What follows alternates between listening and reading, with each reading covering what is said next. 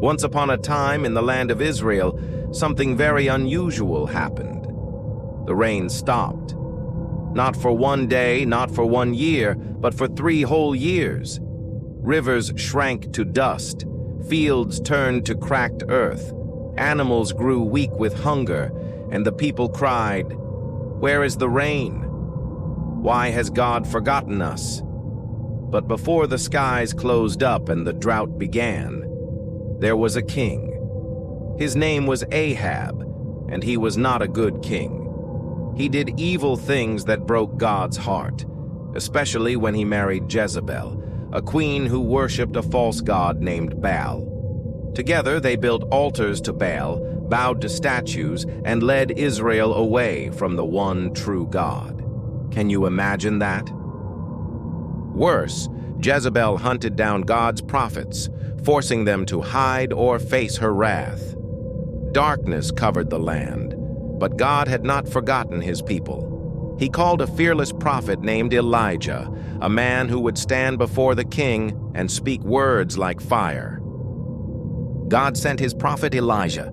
Elijah was brave, with wild hair and eyes full of fire. He marched right up to King Ahab and said, "King Ahab, you have turned away from the Lord, so there will be no rain, not even dew, until God says so."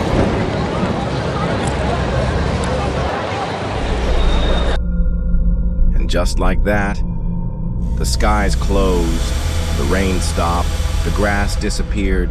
God was trying to get his people's attention.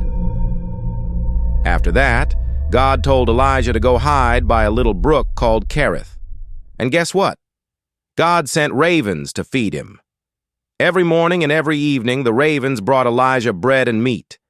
Elijah drank water from the brook and trusted God to take care of him. Isn't it amazing how God can use even birds to take care of his children? Years passed. No rain, no crops. Do you know what King Ahab and his wife, Queen Jezebel, did? They forced the children of Israelite to pray more to the god of Baal. But guess what? There was still no rain, no food. All the crops died, and there was hunger in the land, but still Ahab and his wife, Queen Jezebel, did not ask God for forgiveness. One day God spoke to Elijah again. "Elijah, go and show yourself to King Ahab. I will send rain upon the earth." Just as God had commanded, Elijah stood up, took his staff in hand, and began walking back toward the land of Israel. The skies above were still hot and empty. No clouds, no rain, just dry, dusty wind. The people were tired, the animals were hungry, and the rivers had become thin trickles of water. But Elijah knew something big was about to happen, because God had spoken. But on the way, he ran into someone unexpected.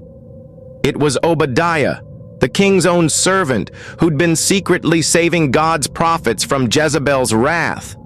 You see, Obadiah loved the Lord very much, even though he worked for King Ahab. In secret, he had once hidden 100 of God's prophets in 2 caves to protect them from the wicked Queen Jezebel.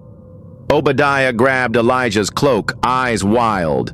"My lord, if I tell Ahab you're here, and then you disappear again, the king will kill me." "Go tell your master, King Ahab, that Elijah is here." "Zrenia, don't worry, Obadiah. I give you my word. I will be here when King Ahab arrives." Obadiah took a deep breath, nodded, and ran off to tell King Ahab that Elijah, the prophet who once called down drought, had returned. "What did you say?" King Ahab asked again in anger. The dry wind howled through the land as King Ahab rode toward the spot where Elijah waited. His royal cloak blew behind him. His face? Ooh, he was not happy. King Ahab said, "Is that you, Elijah, you troublemaker of Israel?" I'm not the one causing trouble, King Ahab. You and your family have turned away from the Lord. You followed the false god Baal instead. Elijah's words were strong, but his heart burned with love for God and for the people. He knew they had been tricked into worshiping fake gods, idols made of stone and wood. Then Elijah made a big announcement. Let's settle this once and for all. Gather the people of Israel and all the 450 prophets of Baal. Meet me on Mount Carmel. The king was speechless. He didn't know what Elijah was planning, but he agreed. Soon, word spread across the land. Elijah has returned. There will be a contest on Mount Carmel. The people climbed up the mountain. The sun blazed down. Everyone gathered. King Ahab, all the prophets of Baal, and crowds of Israelites who were watching with wide eyes. Elijah said to the people, "How long will you keep switching between two sides? If the Lord is God, follow him. But if Baal is God, then follow him." Then Elijah explained the challenge. "We'll each prepare a sacrifice. We won't light any fire. Instead, we'll pray. The God who answers with fire, he is the true God."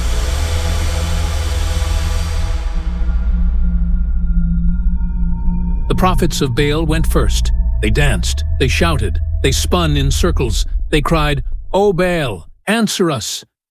Time passed. The sun rose higher. Still, nothing happened. No fire, no sound, no answer. Prophets of Baal getting wild. Prophets of Baal. They called, they shouted, they jumped on the altar, they cut themselves, they cried louder. Elijah sarcastically said, Maybe your God is sleeping, or maybe he went on a journey. Still, nothing. Baal didn't answer, because Baal wasn't real. Now it was Elijah's turn. He repaired the altar of the Lord using 12 stones, one for each tribe of Israel. He dug a trench all around it. Then he did something crazy. Elijah told the helpers to pour water all over the altar. "Do it again and again," Elijah said. The altar was soaked. Everything was dripping wet. It looked impossible for fire to burn it. But Elijah believed in a God who does the impossible. He stood tall, raised his hands, and prayed. O Lord, let it be known today that you are God in Israel. Answer me, so these people will know you are turning their hearts back. Suddenly, whoosh, a flame shot down from heaven like lightning. It burned the sacrifice, the wood, the stones, even the water in the trench. It was gone in a flash. People's mouths drop open, glowing fire reflected in their eyes. The people fell to their knees, shouting, "The Lord! He is God! The Lord! He is God!" Right there on the top of Mount Carmel, the people saw the truth. Baal was fake, but the Lord was real, powerful, and full of love.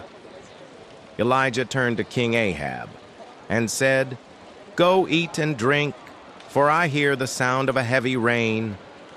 Elijah climbed up to the top of the mountain. He knelt low with his face to the ground and prayed. Then he said to his servant, "Go and look toward the sea."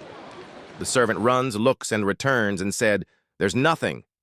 Elijah prayed again and again and again, 7 times. Then the servant came back with big eyes and a grin. "I see a small cloud, as tiny as a man's hand, rising from the sea." That day the little cloud grew and grew, until the sky turned black with clouds. Wind blew, thunder rolled. Rain began to fall across the dry land. The drought was over. God had kept his promise. This story isn't just about fire and rain. It's about faith, courage, and knowing who the real God is. Elijah didn't try to be popular. He wasn't afraid to stand alone. Why? Because he wasn't really alone. God was with him. Remember this: even when others forget God, you can stand for truth. Even when life feels dry or hard, God can send rain again.